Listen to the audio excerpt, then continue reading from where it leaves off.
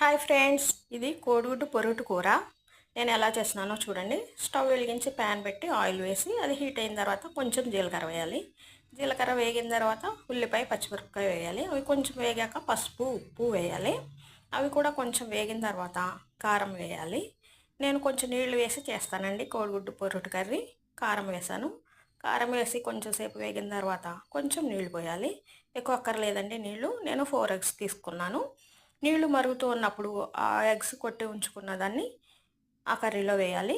వేసి కొంచెంసేపు అలా ఉంచాలి, కలపకూడదు. తర్వాత కలపాలి. ఫ్లేమ్ని అడ్జస్ట్ చేసుకుంటూ ఉండాలి. అయిపోయే ముందు మాత్రం సిమ్లో ఉంచుకోవాలి. ఫుల్ వీడియో లింక్ డిస్క్రిప్షన్లో ఇచ్చాను. ఫుల్ వీడియో చూడాలనుకున్న వాళ్ళు చూడొచ్చు. 5 నిమిషాలు ఉంటుందండి. నచ్చితే లైక్ చేయండి. ఈ కోడిగుడ్డు పొట్టు కూర చపాతీలోకి రైస్లోకి చాలా బాగుంటుంది. నచ్చితే లైక్ చేయండి. Thanks for watching.